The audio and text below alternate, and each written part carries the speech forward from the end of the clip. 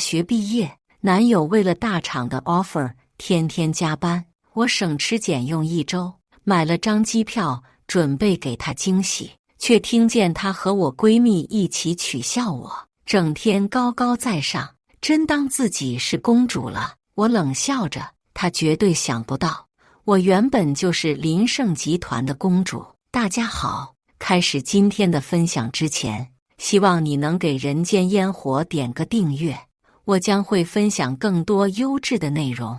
男朋友劈腿被我发现猫腻，抢到票的好心人可以出我2张票吗？让我和我朋友去现场帮我捉奸。为了男朋友生日，我千方百计收到2张票，打算给他一个惊喜，因为那天也是我们在一起的周年纪念日。本来是玩梗，却没想到一语成谶。看着马路对面抱作一团的2人，血气上涌。男朋友确实劈腿了，不一样的是，我没有闺蜜陪我捉奸，因为他出轨的对象就是我闺蜜。隔着车水马龙，我就站在马路对面，看着他们2人嬉笑打闹，眼前渐渐浮现起当初的过往。景嘉轩刚和我谈恋爱的时候，是个从头至尾都挑不出毛病的24孝男友。他和黎蜜从小一起长大，一开始的时候还怕我会吃醋，在我眼里，黎蜜就跟兄弟差不多，我又怎么会喜欢上兄弟呢？宝宝，你信我的吧，我向你保证，我只爱你一个人。可是恋爱不是全部，你有你的朋友，我也有我的朋友，对吧？他一直都这么会哄人，善于利用人性的弱点，再达到他的目的，轻而易举的一句话便把我堵得死死的。我又有什么立场再去指责他和黎蜜的互动呢？背叛的感觉犹如心底的火山喷发，浓浓的岩浆侵蚀着地面所有的生物，而我心底也出现了一个声音，叫嚣着要给他们点教训。这一刻，我也这么做了，迈出的步伐如同索命的恶鬼。可下一秒，没有期待的画面，我眼前的场景变得光怪陆离。砰的一声，我如残破的碎片一样被重重砸在地上，耳边是呼救声、交谈声、汽车的喇叭声，还有警笛声。失去意识前，我如溺水的鱼，重重地吸了一口气，再吐出来时，忽然失重的感觉侵袭我的四肢，眼前的场景完全变了。视线扫过，入目全都是小动物，有人冲我挥了挥手，唤我回过神。我转头看着他，诧异极了，对方冲我露出友善的微笑，继而开始自我介绍。我叫景嘉轩，你呢？你是哪个专业的？看着眼前渣男的脸，我瞬间明白了，我回到了我们初遇时候，这也是我们3人行的开始。指尖有些刺痛，我惊呼了一声，缩回手，眼前是一笼救助下来的兔子。刚刚太出神，没意识到这小东西早就吃完胡萝卜，啃上了我的指尖。伤口不大，正在沁出血丝。原来所有看着人畜无害的牲畜，伤起人来也还是会痛的。我看着景嘉轩的笑，心脏忽然一扯一扯的痛。以前天真，总是信他的借口，他的解释，却没想到这些信任总有一天会变成利刃，刺向我自己的心口。远处黎蜜扎着俏皮的双马尾，兴冲冲地朝我们这里跑来。阿轩，快看我发现了什么！此时此刻，我心中暗自下定决心，这一次我绝不会让过往再次发生。黎蜜跑到我们眼前，向景嘉轩展示了他手中的白白胖胖的春蚕。阿轩，你记不记得当初阿姨一人送了我们一只蚕宝宝，最后他们结婚了，我还哭了好久呢。黎蜜一贯的套路，她总喜欢在我面前表现出和景嘉轩很熟的样子，即便那时我才是他的正牌女友。不过我早就习惯独来独往，他不知道的是，这种事我从来不入心。景嘉轩笑着回应，眉眼弯弯。两人打闹了一阵，他才看向我，装作惊讶的样子。阿轩，这位姐姐是谁呀？好高哦！我身高1.75米，不是传统好嫁风的长相，反而第一眼让人看起来有些凶。黎密这是卖弄绿茶技艺呢。他和景嘉轩都比我大1岁，结果上来就喊姐姐，惯用伎俩，装嫩。景嘉轩想替我们互相介绍，却忘记了我和他也才刚认识。同学，你叫什么名字？他的表情和上一世的过往重叠，和煦又善良的笑容，任谁都很容易卸下防备吧。可谁又知道，他的接近和讨好，甚至他的爱慕和喜欢，都是有目的的。程满，我冷漠地丢下2个字，不想和他们再有交集。景嘉轩倒是很绅士，没有过多举动，反而黎密亲亲热热地揽过我的手，开始嘘寒问暖。你是自己来的吗？你平时都喜欢做什么呀？我在学校都没什么朋友，除了景嘉轩这个竹马，没什么女生和我玩。我可以当你闺蜜吗？我好想有闺蜜可以和我一起逛街喝奶茶。她在我耳边叽叽喳喳，我只觉得聒噪，于是我开口拒绝了，不留情面，我不需要。实际上，我一直都是独来独往的，这么多年能平平安安的长大，早已经不是什么容易被欺骗的小白花。成长过程中，我爸把我保护得很好。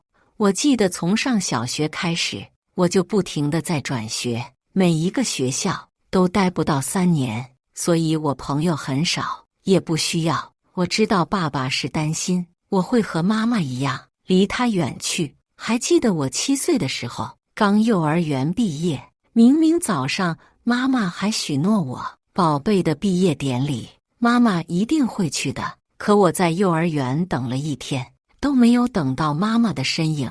回到家，只剩惨白的灯光下，她平静的睡颜。原来爸爸的生意越做越大，许多人视他为眼中钉，可他们却没办法接近我爸，只好从他的家人下手。妈妈是在去幼儿园的路上出的事，那伙人下手没轻重，为了逼迫我妈妈交出我，一失手就是1条人命。爸爸妈妈怎么在睡觉啊？小时候我不懂，长大后每每回想起这句话，心中都仿佛在泣血。我总是会想，如果不是我非要妈妈去参加我的毕业典礼，她是不是就不会出事呢？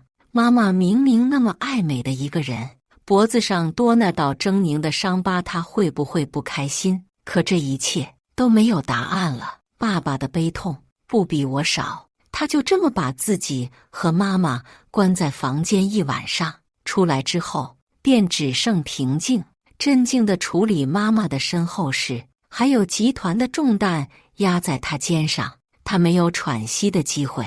而做完这一切之后，他便决定把我送到东城舅舅家。满满，爸爸永远爱你，但是比起陪伴，爸爸更希望你能健康成长。人从来不会在同一个地方跌倒2次，所以黎密这一次不会再得逞了。上辈子黎密和景嘉轩就像商量好的一样，无时无刻出现在我的生活里。从小到大独来独往的我，竟然就这么一点一点被他们融化。因为小时候一直转学，爸爸担心我没朋友，后来生意越做越大，开始害怕我会成为孤僻的异类，于是时不时的给我介绍哪个叔叔家的儿子，哪个伯伯家的侄子。我虽然不耐烦，却也没反抗。看着景嘉轩的殷勤，我忽然想到，如果我谈恋爱了，爸爸是不是就不会再担心了呢？沉默和平静的湖面下，仿佛有什么不一样了。有天周末，黎密非要拉着我陪他一起去逛街，说是要给他妈妈买生日礼物。那天天气很热，他磨破了嘴皮子，我终于勉强答应。他拉着我在商场里逛了一圈又一圈，最终停在一家小众设计师的珠宝店门前。他被柜姐拉住，好一通介绍，而我的目光却被旁边的一对耳环吸引。它被放在壁橱里，是小巧的山茶花形状，旁边镶上一圈碎钻，在灯光下显得更加纯洁高贵。我忽然想起妈妈在世时最喜欢的就是山茶花。哇，好漂亮！曼曼，你眼光真好。黎密不知什么时候站到了我旁边，他的眼神锁在那对耳环上，双眼放光，又很兴奋地让导购把耳环取出时戴。镜中的他光彩熠熠，言笑晏晏地问我：“好看吗？”那一瞬间，我忽然觉得我不喜欢了。最终，黎密在店里买了好几样饰品，而我空手而归。第二天课间，他兴冲冲地跑到我教室门口：“莫，送给你，谢谢你陪我给我妈妈挑礼物。”是昨天那家设计师品牌店的 logo。我接过礼品盒，才发现原来他送我的竟然是昨天那对山茶花耳环。我昨天看你盯着它很久，所以就想说买下来送给你，你喜欢吗？我深深地看了他一眼，沉默片刻，而后又点点头。其实早在他是戴的时候，我就不喜欢了。可眼前的他却头一次让我知道，有人真心地为我准备礼物，是这种感觉。或许是我独来独往惯了，还不太适应他们的示好。或许有朋友是件不错的事。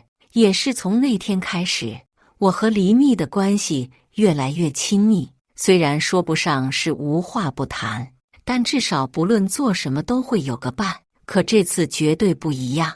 不论黎密给我再多的糖衣炮弹，我也只想离他们远远的。但躲得过初一，躲不过15。作为学校动物保护协会的副会长，和景嘉轩这个宣传部部长总免不了要有交集。他不止一次向我表白，我也总是明确拒绝。可他就像是越挫越勇的战士，不停地在我跟前刷存在感。景嘉轩，我说过很多次了，我不喜欢你，也不会和你在一起。我语气严肃地拒绝，他却一点没有挫败感。你不答应我没关系，但请不要剥夺我想和你成为朋友的资格，可以吗？他脸皮真厚，可我也不需要朋友。不会的，怎么会有人不需要朋友呢？满满，你不试试怎么知道朋友的支持和陪伴对你来说有多重要？我忽然灵光一闪，既然是朋友，食堂新开了一家螺蛳粉，你能陪我吃完我就答应你。从朋友开始。据我所知，他最讨厌酸笋的味道，据说是螺蛳粉刚火起来那阵，他被黎密拖着，是变了全市的店。现在有心理阴影，我等着他自己打脸，却没有等到预想中的反馈。不就一碗螺蛳粉吗？等着吧。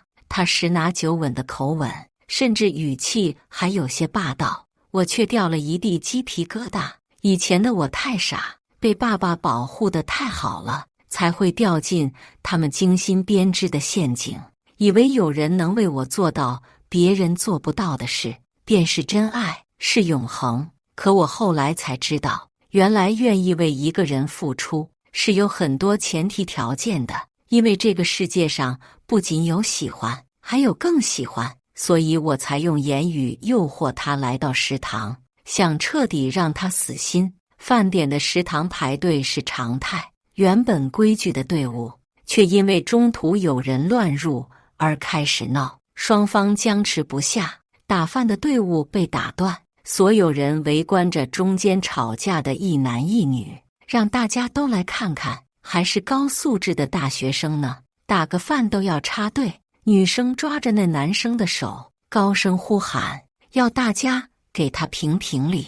那男的有些心虚，却还是横着脖子反驳：什么插队，我就是路过。女生自然不同意，路过什么路啊，你走一步就要站在原地休息，你分明就是想插队。我边听着，声音有些耳熟，抬眼一看，那人群中间的不是黎密又是谁？而在我看到他的时候，他显然也注意到我们。哎，满满、阿轩，你们也在这。然后他便不由分说的拉着我们加入他的阵营。正好，你们也来看看插队的人都是什么嘴脸。那男生原本仗着体型优势想压制黎密，谁知道我们一下变成3个人，他自然占不到上风，一时间恼羞成怒，不由分说就扑上来，嘴里还骂骂咧咧：“臭婊子，我就插队怎么了？人多了不起吗？老子打死你们！”虽然上一世对于黎密在食堂和人吵架这件事有所耳闻，但是亲耳听到这种谩骂，我还是忍不住吃惊，可没给我消化的空间。那人不知什么时候端了一盆刚出炉的滚烫的汤，正面朝我们3个泼过来。黎密惊呼了一声，刚想往后躲，眼前却被什么东西罩住。我在一旁看得一清二楚。在那盆汤水倒下来的时候，景嘉轩毫不犹豫地护在了黎密身前。有句话怎么说的呢？如果没有被坚定的选择，那我宁愿不要成为你的选项。都说旁观者清，上一次景嘉轩只是稍微解释说当时离他更近，我就选择相信。如今看来是多么可笑，我已经不是任人宰割的小白兔了。回过神，脚步早就跨出去，抬手一推，借着身高优势，将那人手里的汤水原原本本地泼回他身上去。众人被眼前的场景惊到，立马退开几米远。那人被烫了一身，嘴里想骂人，却被迫喝了2口汤。景嘉轩发现没有料想中的滚烫，这才回过头，发现我做了什么。满满，经过这件事，我也不再想和他们有过多的牵扯。景嘉轩，你也看见了，我不需要朋友，更何况你只有一个后背，挡不住那么多泼过来的脏水，以后别再来找我了。上一世，虽然我答应了景嘉轩的追求，可我却没能很快适应恋爱关系，我还是习惯性独来独往，而不是天天和男朋友黏在一起。像这种他当着我的面护着黎密的场景数不胜数，比如便利店剩最后1瓶饮料，他会留给黎密，不管多晚。到了图书馆，他永远有想要的靠窗座位，而我的不计较就被当成永远可以被忽略的借口。原先我是不计较不在意，如今想起来却只觉得恶心。我彻底和他们划清界限，转身潇洒离开食堂，顶着大太阳走出几百米，我才回过神来。这次和景嘉轩见面，本来是要找他那办公室钥匙的，结果一段插曲，加上我态度转变，根本来不及拿。想到下午的会议，我还是折返回去，想找他拿钥匙，心里默念着这是最后一次私下的交集。食堂的人群已经散去，一进门，远远的我便看到景嘉轩和黎密坐在一起，两人靠得很近，在小声说着话，脚步渐近，他们的话也清清楚楚落在我耳中。程满虽然平时低调，可他背的包穿的衣服可都不便宜，更何况找我的那个人说，只要能让他喜欢上我，就给我10万。秘密，你再等等，等我拿下他，再拿到林盛集团的 offer， 我一定会让你过上好的生活。一股子寒意从脚底升起，原来他接近我的目的从来都不纯，只是我傻，之前没能发现罢了。不过既然我知道了，那这一切也只能存在于他的幻想了。既然他是为了钱才追我，那么就不会让他美梦成真。不过现在是大3的下学期，许多人也开始为实习和工作奔波。林盛集团是本市著名集团，俗称大厂，每一年都有很多学生挤破头想拿到那一纸录用通知。景嘉轩自然也不例外。上一世他也是林胜的实习生，可从实习生转正也不是一件容易的事情。然而他不知道的是，他心心念念的 offer 就要飞走了。他说的不错，我家确实有钱，还不是一般的有钱。我爸就是林胜集团的创始人，而我作为林胜集团的大小姐，决定一个实习生的去留，还是绰绰有余的。更何况景嘉轩整天想的都是怎么走人生的捷径，抓到他的错处应该会简单很多。那天晚上，我特地请了选修课的假，准备回家和爸爸商量这件事。凑巧的是，我爸发来短信：小满，今晚回家吃饭，爸爸和你商量件事。自从妈妈去世之后，爸爸就很少用这种严肃的语气和我说话，从来对我都是百依百顺，宠溺至极。看来这次他是真的有什么事要和我商量。下午最后一节课下课，我走出校门的时候，爸爸的司机就已经等在门口。小姐，程总让我来接你，辛苦了李叔。车辆缓缓行驶，穿过高楼林立，到了城北僻静的别墅区。我心中疑惑，于是开口向司机李叔打听。他算是在我爸身边待得比较久的老人了，可对这件事却也一问三不知。程总没提过，不过今晚小姐就知道了，心中隐约有些不安。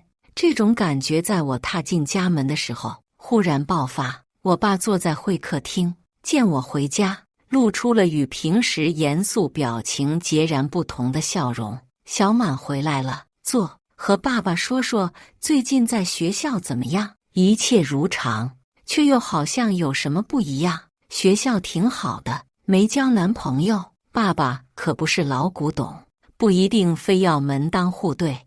我蓦地想起景嘉轩的话，看来找他的人就是我爸派去的。爸，我不想谈恋爱。小满，爸爸不能陪你一辈子，爸爸只是想有个人能陪伴你，照顾你。这些话从小到大听过无数遍，可一想到妈妈去世之后爸爸那么伤心，我便忍住了反驳，怕揭他的伤疤。爸，我想和你商量件事。我刚开口，还没开始细说，只听见厨房传来陌生的女声：小满回来啦。不是保姆纯姐的声音，那会是谁？我反射性扭头，只看见一个穿着贵气的中年女人从我家厨房出来，手上还戴着隔热手套，端着袅袅热气的汤。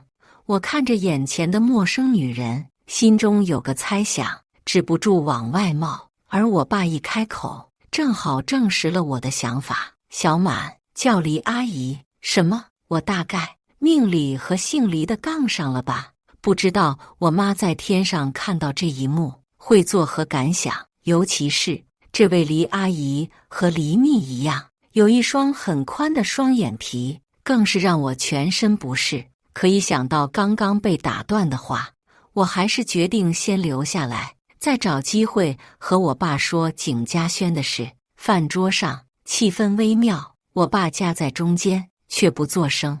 我自然是不会给这位黎阿姨好脸色。爸，这就是你今天要和我商量的事吗？给我找个后妈。他没想到我如此直白，刚喝进去的一口汤就这么呛住。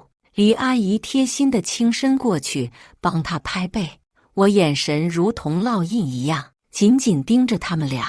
我爸察觉到了，不动声色地躲开他的触碰。小满，别这样，外人面前要有礼数。我冷笑了一下，外人可不会进我家的厨房。言下之意，眼前这位黎阿姨到底是不是外人还两说呢？我很少与我爸对呛，一时间两人无话。见状，黎阿姨出言解围：小满还小，这个年纪的女孩最有自己的思想，老程你别和孩子计较。我突然出现，孩子可能也没有什么心理准备，相处几天就好了。瞧瞧，这发言多慈母啊！我女儿也和小满差不多年纪，我可管不住她。原来是这种战术啊！不过我爸的眼光确实不太行。怎么给我找个后妈，还是个带拖油瓶的？就我爸这身家，怎么着也得是个青春靓丽的大美女吧？我翻了个白眼，并不是很想接他的话。正在气氛尴尬时，纯姐忽然进来：“程总，李小姐来了。”怎么又来一个？我全身防备，谁曾想一转头就看到熟悉的面孔，黎密。我的目光在他俩之间流转。是了，有时候事情就是这样巧，根本不是什么姓黎的人多，而是他们根本就是母女。绿茶基因果然是遗传的是吧？我怒极，明确表明自己的态度。爸，我不同意，这件事没得商量。小满，你别这么激动。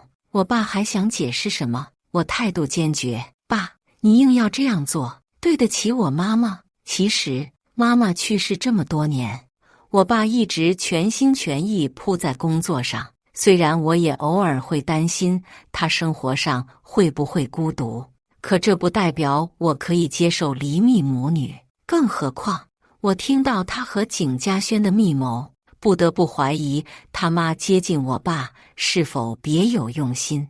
我爸明明在生意场上那么精明的一个人，怎么也会长出恋爱脑呢？黎阿姨使了个眼色，黎密便上前来挽着我：“满满，今天在食堂你护着我，没有伤到你吧？”一句话把我们的关系拉得更加亲密，任谁听着，我们俩都像好闺蜜。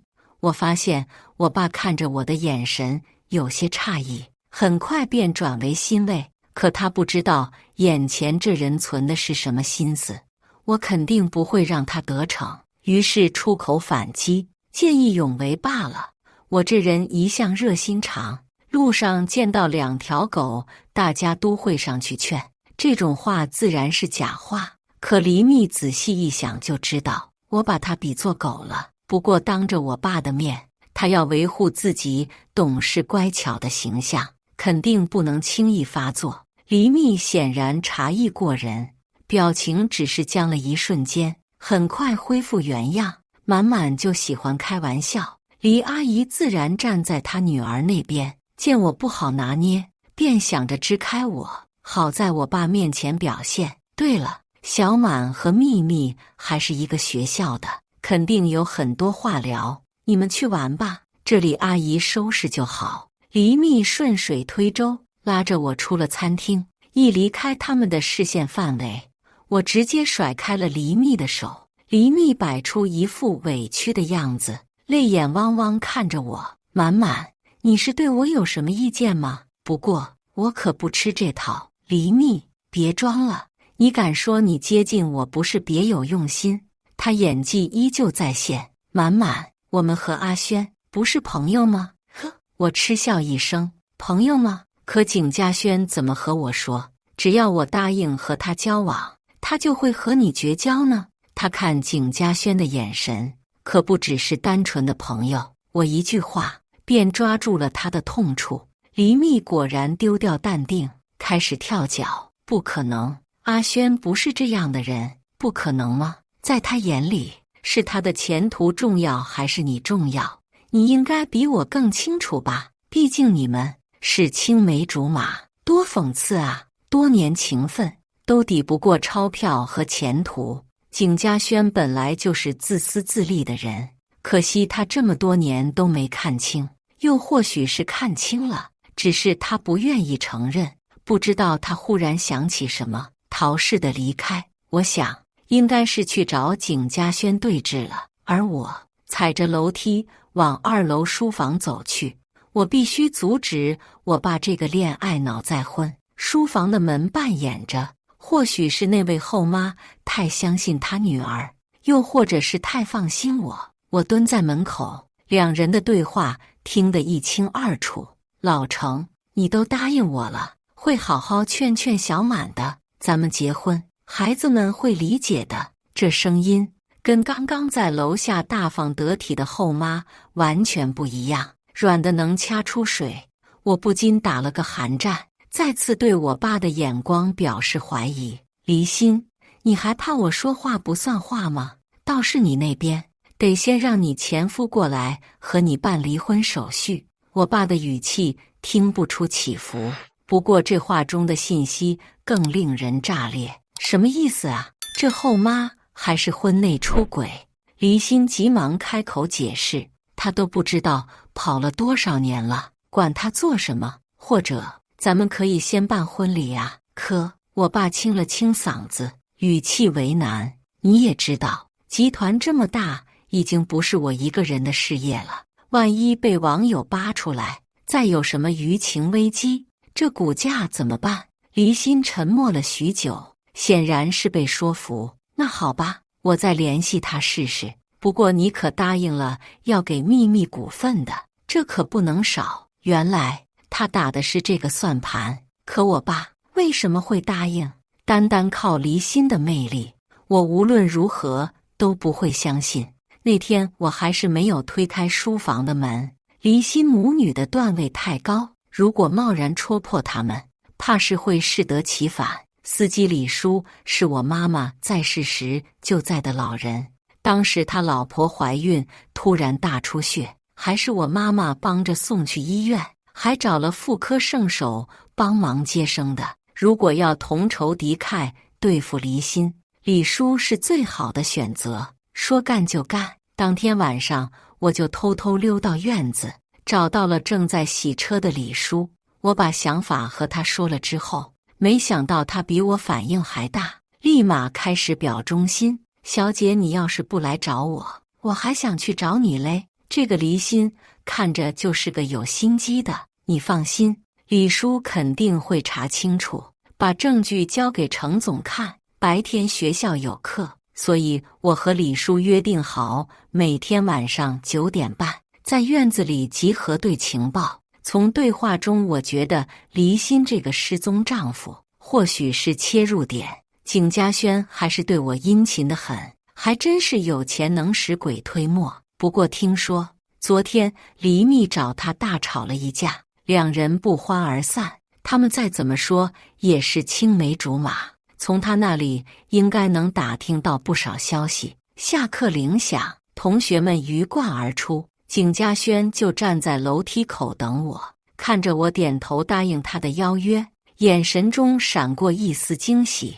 我假装偶然地问起黎密怎么没来，他摸摸鼻头，有些尴尬。我们吵架了，他心虚了。吵架的原因他自然不会同我说，不过我也不想问，她是女孩子，你要多让着她点。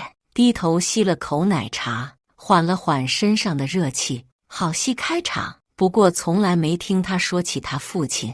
你知道这件事吗？景嘉轩见我愿意和他说话，以为我不再抗拒他，明显松了口气。对于黎密的事情，瞬间知无不言。其实我也没见过他父亲，只知道他家早年好像是做生意的，不过后来破产了，他妈妈就带着他搬到我家楼上，偶尔会听到有争吵的声音，大概是他父亲回来了，不过我从来没有见过他。我屏息思索，这倒是和我在书房偷听到的内容对得上，看来调查方向对了。当天晚上，我迫不及待想和李叔分享这个消息。李叔，你查到什么了吗？我们躲在车库的角落，向特务接头。李叔甚至掏出一本笔记，翻着和我说，看来他收获颇丰。离心这个神秘丈夫，据说失踪多年，可两人却一直没离婚，这点倒是很奇怪。按理来说，丈夫失踪，独自抚养女儿长大的女性，对一段名存实亡的婚姻不应该有留恋，可离心却没有去备案人口失踪，十分奇怪。小姐，我查到了离心这个丈夫从15年前失踪，他的资料像是被人清洗过一样，一干二净。但据说后来他又回来几次，在离心搬家后租的房子那边出现过。与此同时，那段时间离心的卡里会莫名其妙多出一笔钱，我怀疑他们俩根本不是像外界传的那样，因为公司破产导致感情破裂才分居两地。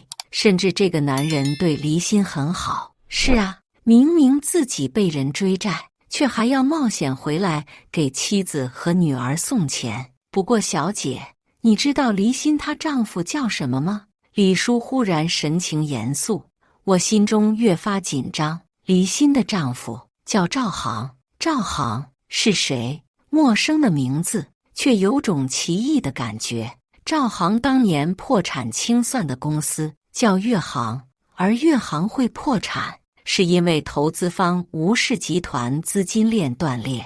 吴氏集团，这不是当年和我爸在商海里竞争厮杀的对手吗？怎么会是他？我的记忆瞬间被拉回15年前。当年我爸和吴氏集团因为投标一块地而剑拔弩张，后来我爸退出竞争，吴氏集团以高价入手，结果房地产泡沫破裂，吴氏集团面临高额外债。可神奇的是，我爸之所以会放弃竞争，只是因为当时我妈想出去度假，而时间和投标撞上。现在想想，我爸确实是恋爱脑，因为我妈集团躲过一劫，可吴氏集团庞大，根系错综复杂，他一倒下，牵一发而动全身。可这怪不了谁，商海浮沉，有失有得，但外界不相信这一切是巧合，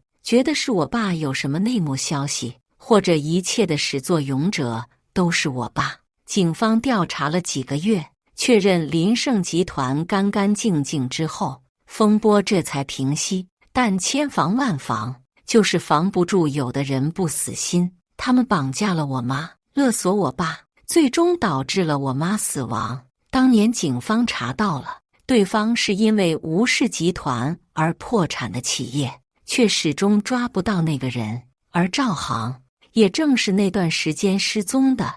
我本不愿意相信事情会这样巧，可事实就摆在眼前，由不得我不信。我冲进书房的时候，我爸被迫中断视频会议。小满，你找爸爸有什么事？我紧紧攥着拳头，心中翻涌的是压抑了10多年的仇恨，一旦被点燃，便会像火山爆发一样，一发不可收拾。我强忍着哽咽，心底的委屈和失望倾泻而出。是赵航，对吗？只一个眼神，我爸自然明了，我全都知道了。我知道，他也全都知道。我和我爸就这样站在原地，看着对方默默流泪。迟到的15年的仇恨和真相，如今就摆在我们眼前。只要找到赵航，一切就都结束了。所以你最好和我解释你和离心的关系。我忽然想到什么，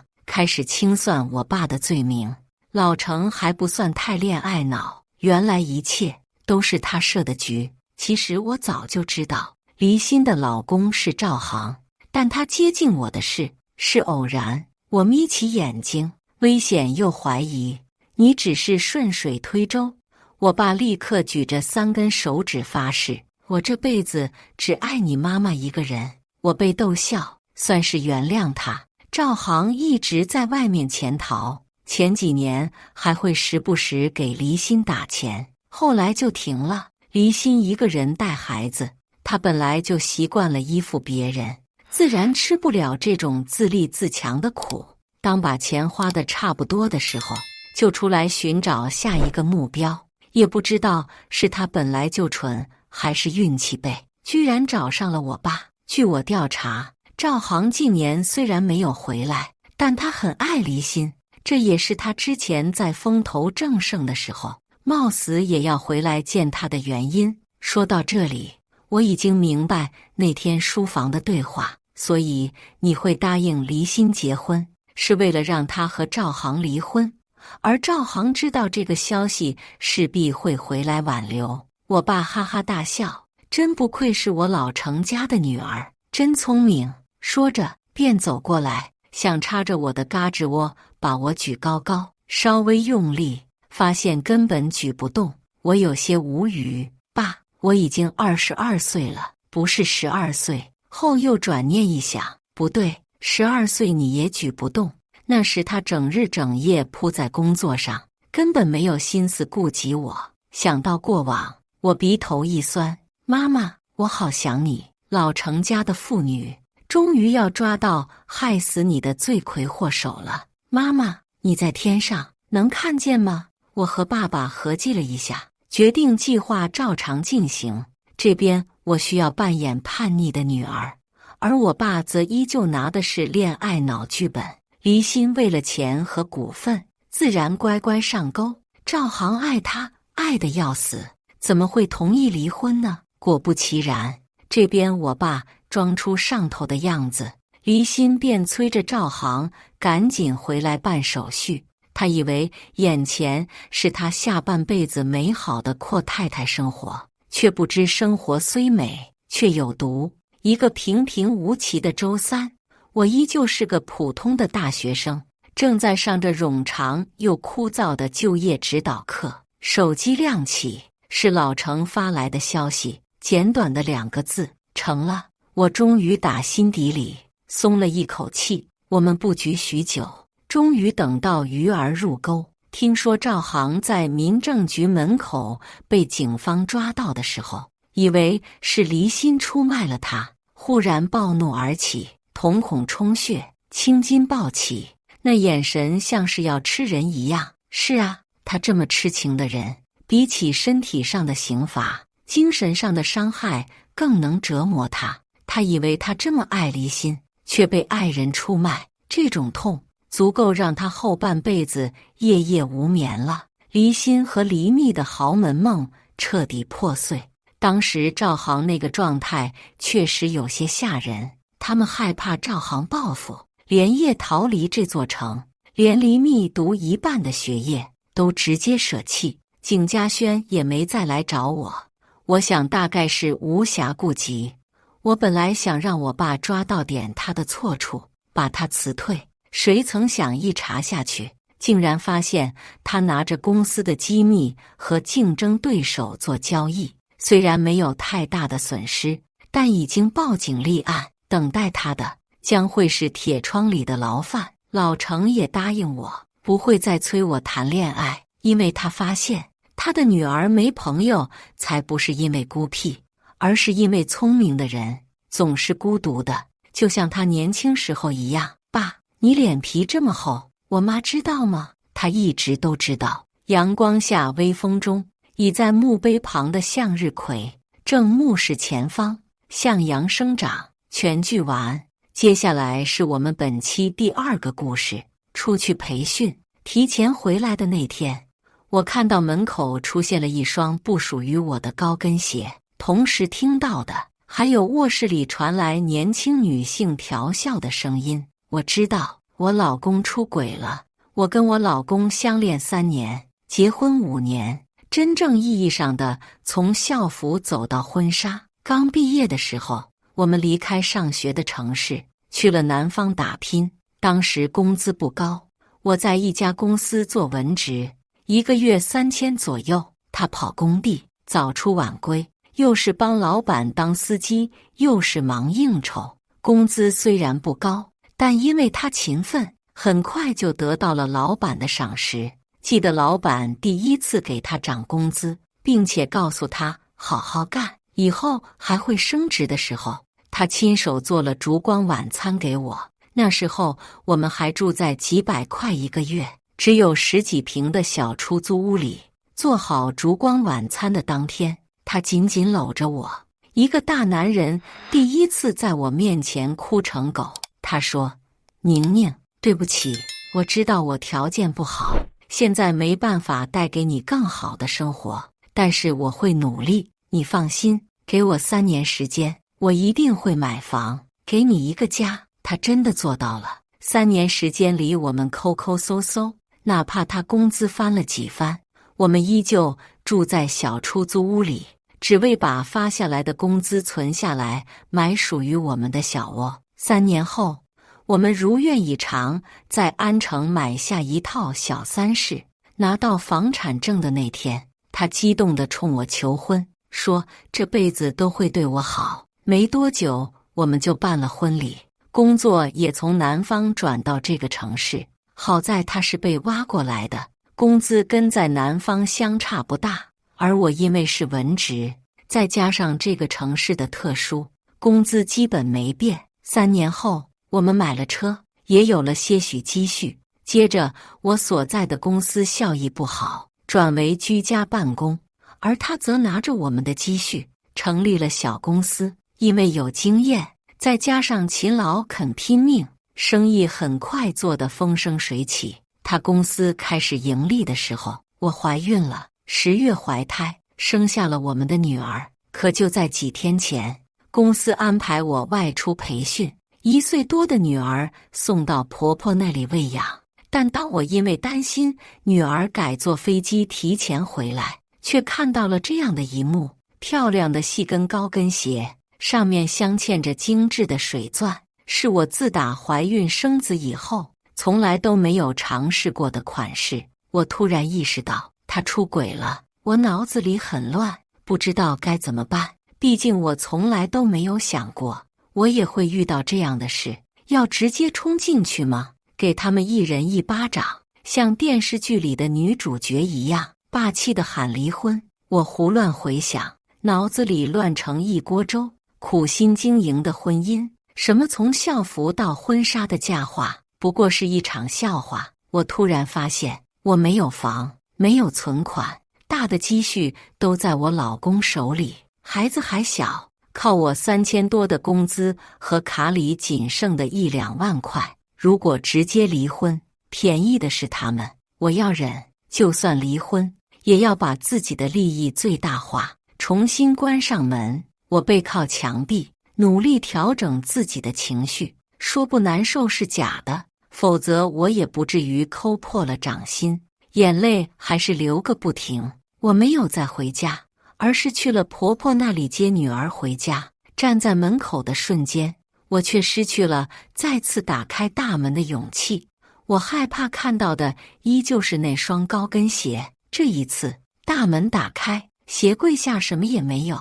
至于我老公，已经系着围裙，笑眯眯地端着菜从厨房出来了。可笑的是，在看到这一切的时候，我竟然还有一丝庆幸。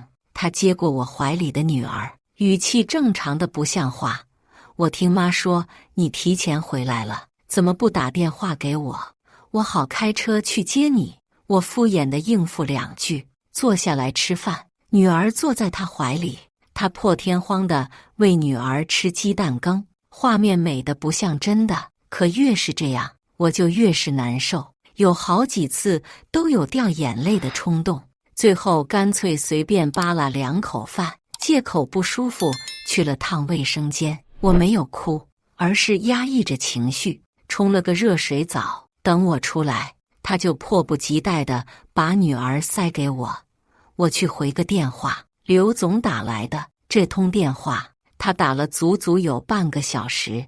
我从来都没有过问他工作上的事，这次却特别想问，纠结到最后，终于还是忍住了。夜里，我趁他洗澡，问他拿换洗的衣服时，意外地看到了放在门口板凳上的手机。我从来没有查他手机的习惯，但今天我想看个究竟。回想之前看他划开图案密码的手势，我尝试着打开手机，第1次提示错误，第2次同样错误。很快，机会只剩1次。我深呼吸一口气，尝试了最后1次，终于成功了。我几乎颤抖地打开手机，却没有发现任何异常。微信里除了几个同事正常的对话，我婆婆、孩子姑姑和她的聊天，剩下的只有工作群。难道是我猜错了？或者是他删掉了聊天记录？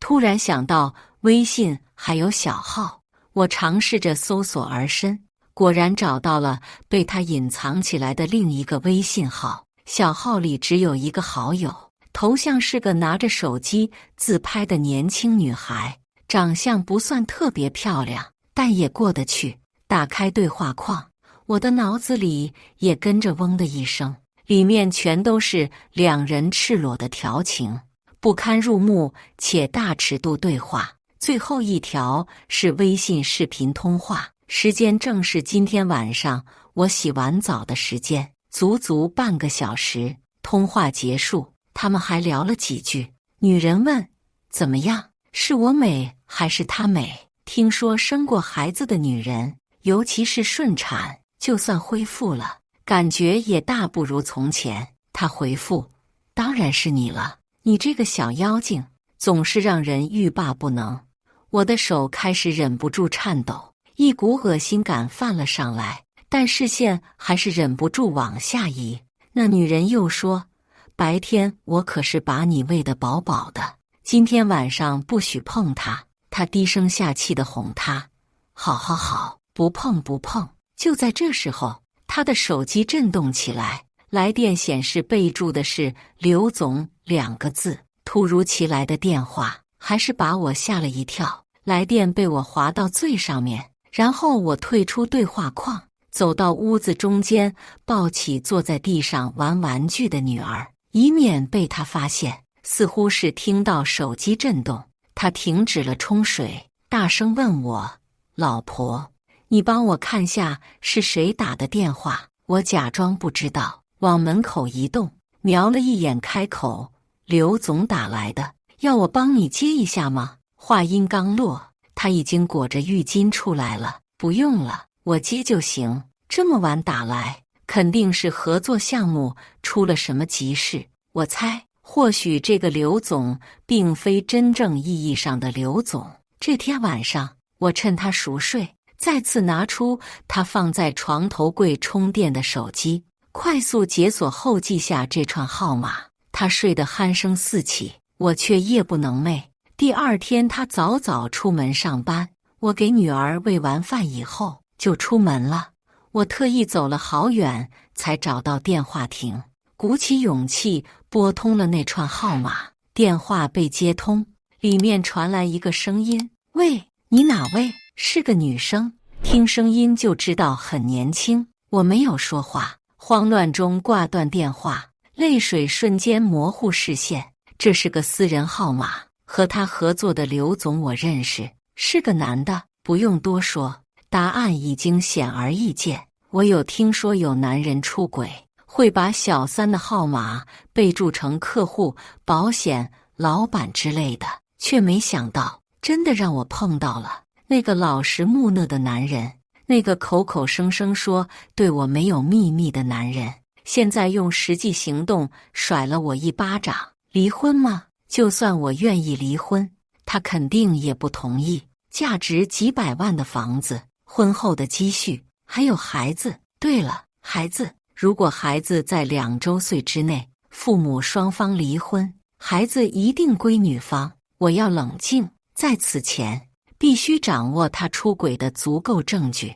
我没有表现出任何反常，而是照例把孩子送到婆婆那里。婆婆看到我和孩子，眼里依旧是一如既往的厌恶。接过孩子的时候，一边瞄我一边意有所指：你说你妈上什么班啊？1个月也就那点钱，生活费都供不起，还是我儿子厉害，乖满满。跟你妈说，让她给你生个弟弟。我没有搭腔，而是笑着开口：妈，满满就交给你了，我去上班了。记得冲奶粉的时候一定要用温水，开水烫过就没营养了。知道了，知道了。她不耐烦地打断我的话，挥手让我赶紧走。关上门的一瞬间，我听到婆婆不悦的嘟囔声：一天天的，就你事多。我深呼吸一口气，随后进了电梯。只要想到很快就能摆脱这种窒息的生活，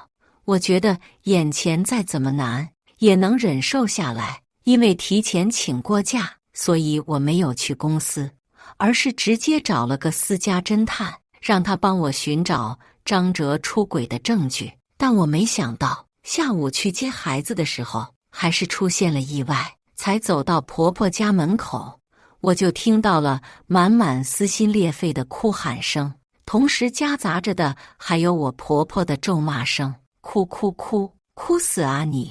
赔钱玩意，再不闭嘴我抽你了呀！我一听，心都揪在了一起。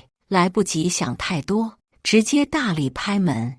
婆婆根本没想到我会这么早过来，一边往门口走一边喊：“来了来了！”敲那么大声，门都要坏了。门来开的一瞬间，看到是我，也愣住了。宁宁，怎么是你？我推开她，3两步走到满满面前，满满哭得满脸通红。我心疼地把她抱在怀里，解释：今天公司里的事提前处理完了，就回来了。身后又传来婆婆心虚的声音：刚才给她喂奶粉，这孩子不吃，就闹腾着哭。你也知道，孩子嘛，就爱吵闹。可当我仔细查看时，脑子里却嗡的一声，满满的顺着下巴的两边嘴角是2道烫伤的红痕。孩子哭，正是因为这个，我一声不吭，直接拿起歪在一边的奶瓶，奶嘴倒过来往手背上一滴，顿时疼得我眉头紧皱。婆婆还在狡辩，水我也晾过了的。谁知道她哭着闹着要喝，我这也不是没办法吗？够了！我抱起满满，冲着她大声道：我跟你说过多少次，一定要温水，也教过你，如果不确定奶烫不烫，可以滴在手背上感受温度。这是你亲孙女，不是仇人。婆婆愣了好一会，突然一屁股坐在地上哭起来。我好心帮你带孩子，你反倒说起我的不是了。人家老太太各个广场舞逛超市，就我被这个赔钱货绊着哪儿都不能去，我怎么就这么命苦啊？儿媳妇屁用没有，生不出来儿子，现在还怨我。我着急带满满去看医生，实在是没空搭理他，干脆丢下一句：请你记住，这不仅仅是我的女儿，还是你亲孙女。算了，既然你不想带孩子，我自己想办法。说完，我摔门而出。可走出去的一瞬间，看着抱着我脖子小声哽咽的满满，还是不争气的掉下眼泪。我亲了亲她的脸，轻声安慰：乖，不哭，都是妈妈不好，妈妈带你去看医生，很快就不疼了。好在医生检查完说是不严重，涂了烫伤膏，就没再哭了。从医院出来以后，我给我妈打了个电话，事情还没说，自己倒是先哭起来了。我妈听到我哭，也着急了。等我整理好思绪，才开口：妈，你能不能过来帮我带带孩子？她犹豫了一下，最终答应了。好，可以是可以，但是最快可能也是大后天。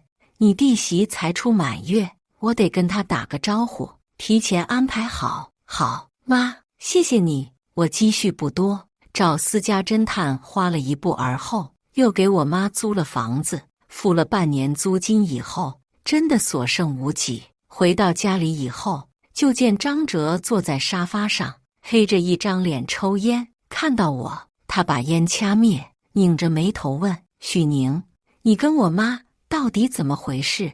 我正在公司忙呢。他打电话过来，哭着说你不让他帮忙带孩子了。我早就跟你说过，实在不行你辞职带孩子，我养家糊口，你非不听。现在倒好，我妈答应帮你带孩子，你又挑三拣四。许宁，你也知道，我妈一个人拉扯我长大不容易，凡事你就不能让着她点吗？我被气笑了，不愧是母子俩，一个一个口口声声都是帮我带孩子，合着孩子是我一个人的，对不对？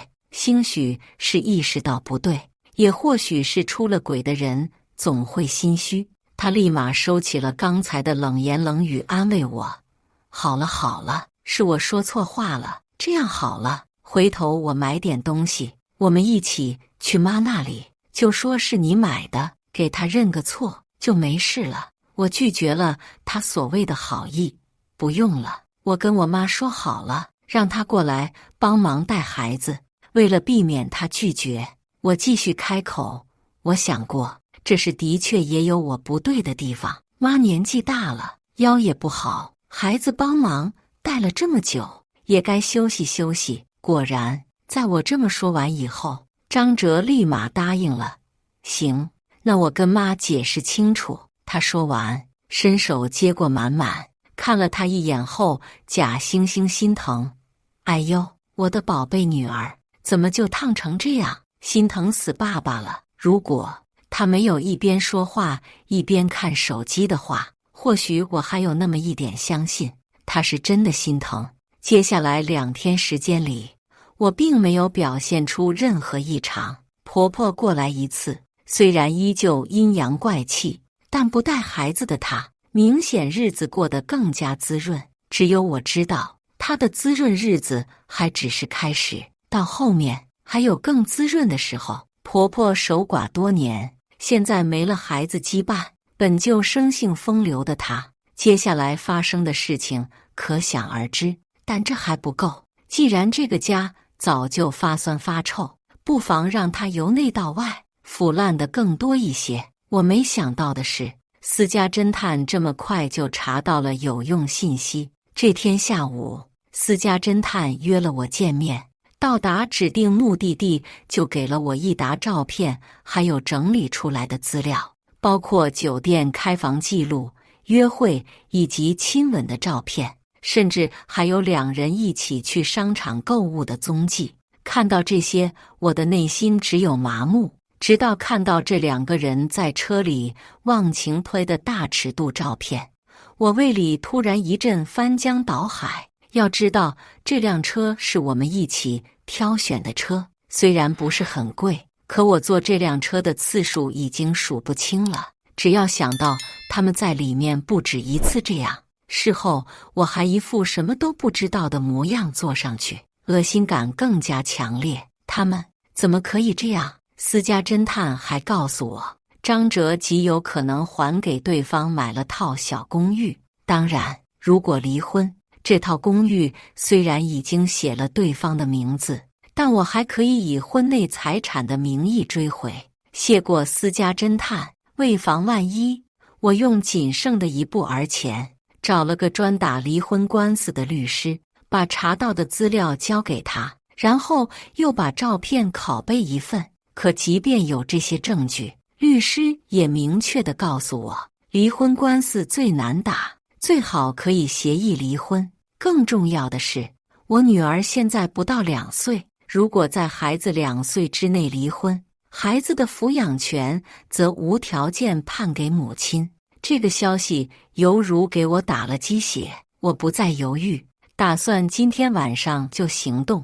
不幸中的万幸，我妈在傍晚的时候赶来了。租住的房子我早就收拾妥当，该准备的东西也都准备好了，交代我妈今晚先照看满满，我有事处理以后直接打车回家。没有孩子在身边，让我再无后顾之忧。回家的时候，屋子里一地狼藉，张哲的鞋袜随意扔在门口，沙发上是外套，茶几上落满烟灰，就连吃剩的橘子皮也没有扔进垃圾篓，而是茶几上。至于张哲，应该在浴室里洗漱，即便在客厅，我都听到了他高兴地哼着歌。我走到阳台，打开窗户，好让屋子里的烟味跑出去。换作从前，我上班再累，也是第一时间去接孩子，接回孩子，开始收拾屋子，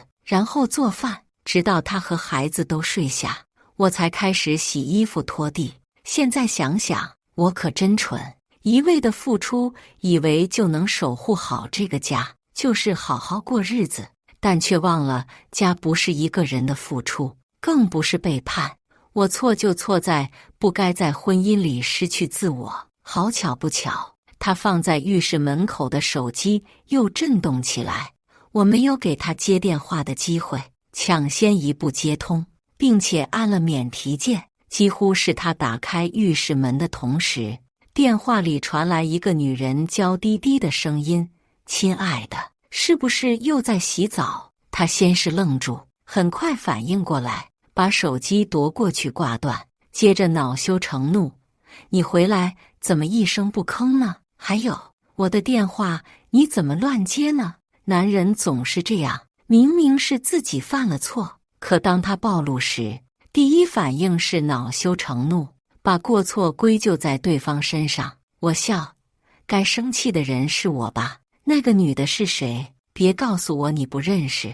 备注上写着刘总，但我知道跟你有业务上往来的刘总是个40多岁中年男人。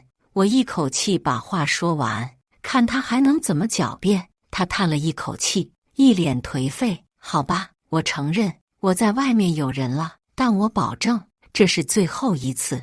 我现在就拉黑他，跟他断绝关系。是我畜生，是我没经得住诱惑，那天不该喝那么多酒。他一边说，一边往自己脸上抽巴掌。老婆，为了这个家，为了孩子，你原谅我好不好？等他演够了戏，我才开口，我们离婚吧。谁知张哲立马跳脚，不行，我不离婚。宁宁，我们从校服到婚纱，一路走到现在不容易，给我一次好机会好不好？我会弥补。我直接掏出离婚协议放在他面前，不用多说了，我已经下定决心，签了离婚协议。我腾出位置给你的真爱。他知道我是个下定决心就不会轻易更改的人，因此拿起协议扫了一眼，但也只是一眼，立马撕个粉碎。我不同意，凭什么孩子归你，财产也要儿你一半？许宁宁，你早就下好了套，等我跳进去吧。你听好了，离婚可以，财产和孩子想都不要想。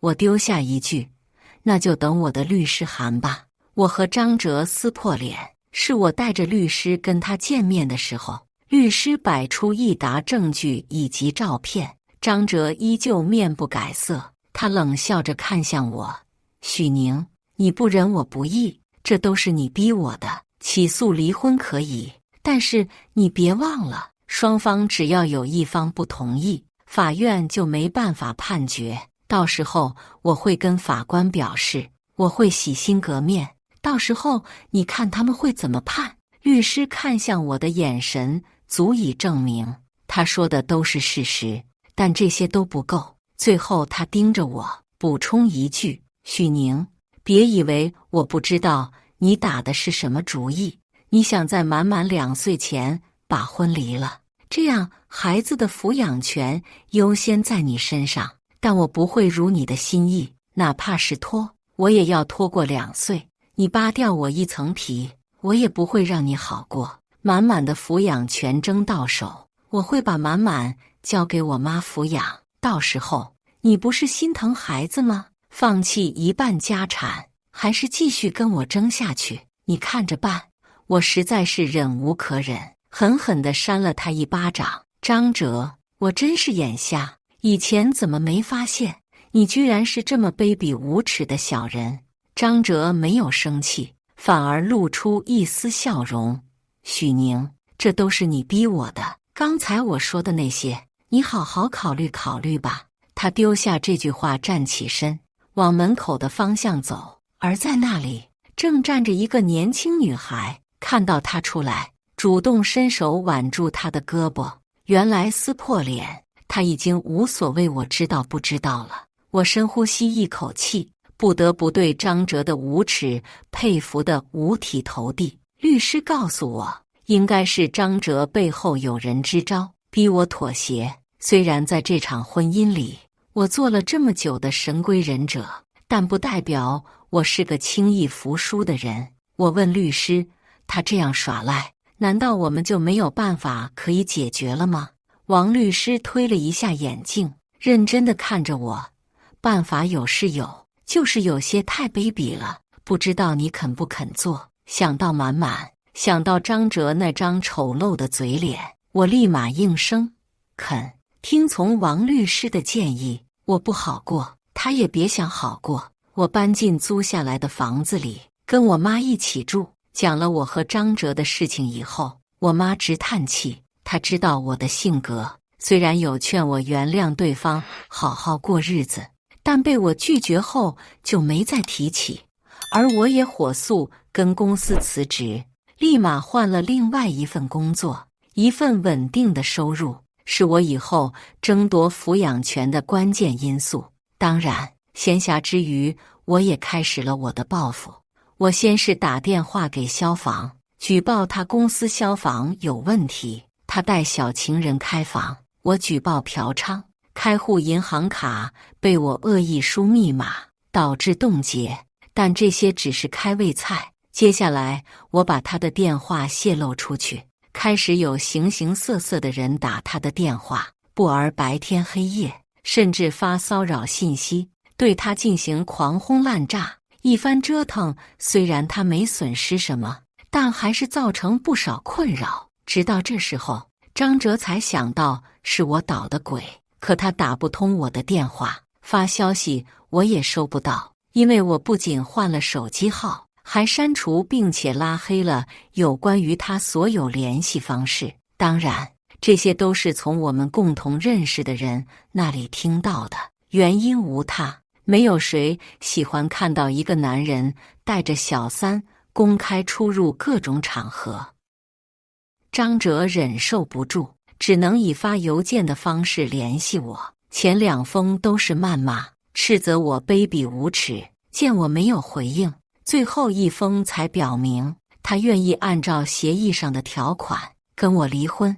但我怎么可能这么轻易就相信他？依旧我行我素。谁知道这天出门，我居然碰到了跟在他身边的年轻女人。看到我，她也很意外，但很快就3两步走到我面前，用极其嚣张的眼神扫视我，冷嘲热讽。我还当是谁呢？原来是黄脸婆呀！怎么，你男人不要你了，你就到处发疯？知不知道你这么做让阿哲的公司损失了多少？我冷笑。关我屁事，关你屁事！他气急，伸手过来想抓我。我农村出身，小时候什么活都干过，对付他一个20出头的小姑娘绰绰有余。在他扑上来的一瞬间，我直接揪住他的头发，左右开弓，啪啪扇了几巴掌。别怪我动手，这是你逼我的。你要不是犯贱当小三赶上来找抽，我也不会打你。回去告诉张哲，如果不想继续闹下去，就乖乖跟我离婚。还有你，想当老板娘，也多劝劝她。这姑娘打也打不过，骂也骂不过。听我说，她是小三，还被围观的人拍视频谩骂，只能哭着逃走了。别说，这一套操作下来，别人怎么样我不知道，反正我浑身上下都透露着舒畅。直到这天，我再次收到了张哲的邮件，不同以往的敷衍，这次他很认真，甚至说了很多发毒誓的话，保证一定会离婚，并且孩子的抚养权也归我。我并没有一口答应，而是把邮件转发给律师，等他帮我儿媳利弊做出决定，才回复了邮件。再见面，他果然没有再像之前那样刁难。看完协议书以后，在上面签字。处理完这些，我们一起去了民政局申请离婚。接下来就是30天离婚冷静期，只有安稳度过这30天，我知道才是真正的解脱。好在这30天时间虽然煎熬，但还是平安度过了。办理离婚手续这天，我如约拿到了他小半家产，包括他买给小三那套房子折现的一半，整整200万。虽然对他而言并不是多大数目，但对我而言，已经足够支撑我和孩子很长一段时间的生活费用了。但这件事并没有完全结束，我用其中几十万在老家买了套2手房，剩下的全部存起来。孩子交给我妈之后，我开始进行最后一步反击，举报张哲的公司偷税漏税。其实之前举报消防问题，以及泄露他私人号码让人狂轰滥炸，其实都只是烟幕弹。我真正要拿下他的远不止如此。也正是在那段时间，我利用妻子的身份，秘密调查了公司税务问题。法律有规定，逃避缴纳税款数额较大，并且占应纳税额10%以上的，处3年以下有期徒刑或者拘役，并处罚金；而我搜集到的证据恰好达到这个标准。张哲被逮捕的时候，整个人都懵了，只有我以胜利者的姿态，安静地站在不远处，看着这一幕。天网恢恢，疏而不漏。他既然知法犯法，给我留下把柄，也不要怪我送他进去。眼尖的婆婆看到我3步并作2步，走到我面前，破口大骂：“你这个黑心肝的贱女人，非得害死我儿子才肯罢休是不是？你这么缺德，怎么不去死？”我笑笑回怼过去：“你放心，要死也是你死在我前头。说我缺德，还是先自我审查一遍吧。”钱婆婆被我气到心梗，而我却是一副胜利者姿态，因为早在张哲被抓走之前，我就把这件事爆料给了一个知名大 V。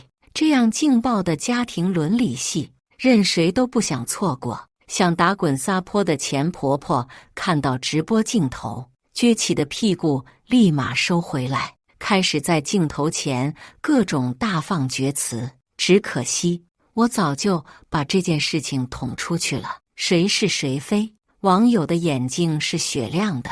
我拦下了那个呆如木鸡的姑娘，不多不少。张哲被判了3年，你愿意再等他3年时间吗？他出来后一定会好好报答你的。你真是个疯子。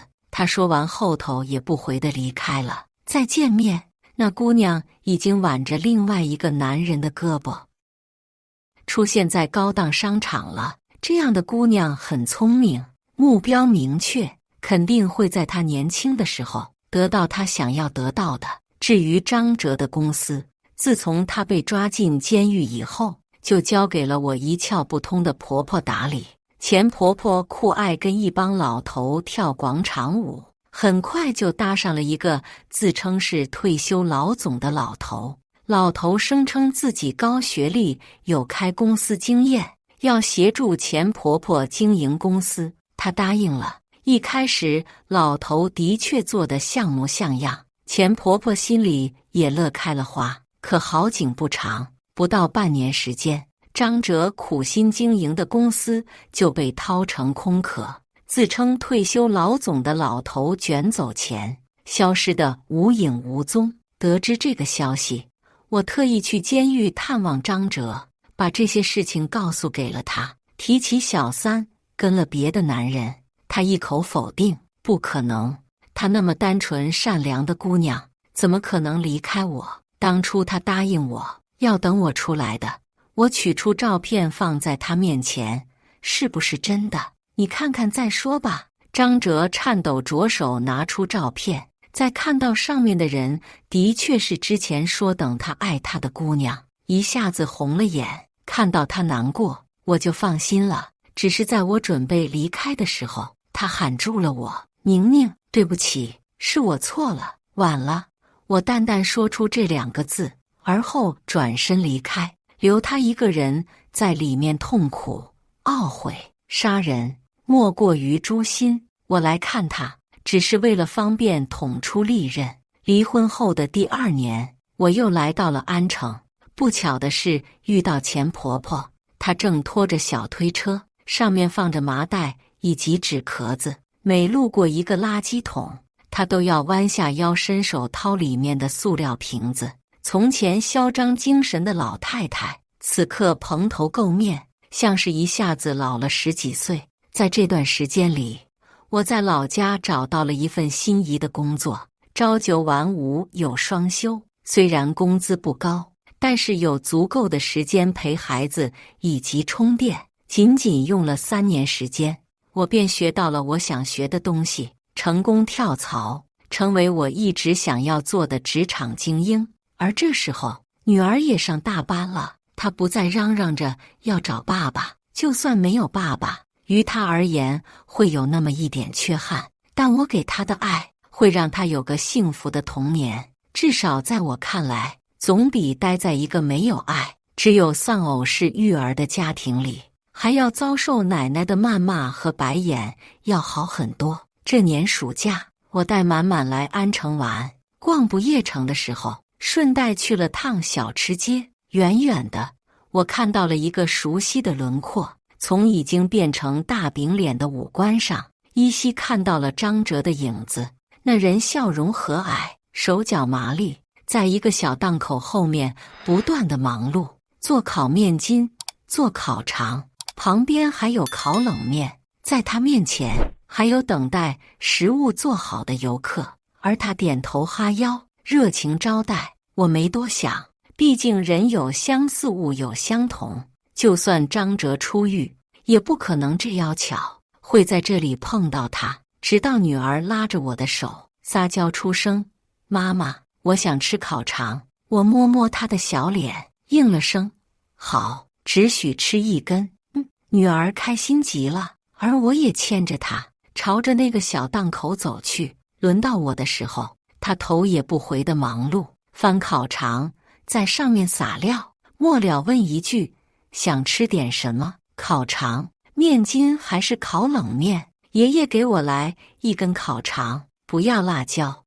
女儿软糯糯的嗓音响起。面前的男人终于抬起头，看到我的一瞬间，他惊讶出声：“宁宁，这是……满满都这么大了，居然真的是他，这是我怎么都没想到的。”满满听到面前的张哲喊出他的小名，好奇地问我：“妈妈，这个爷爷认识我吗？”爷爷。我略显吃惊，但看面前的张哲，原本注意保养的他已经发福了，看起来不下200斤，脸上都是油腻腻、灰扑扑的，穿着打扮朴素，明明是35岁的年纪，头发却已经花白。这样的张哲被女儿认为是爷爷级别，好似也不难解释了。我温声开口，叫叔叔，不是爷爷，叔叔。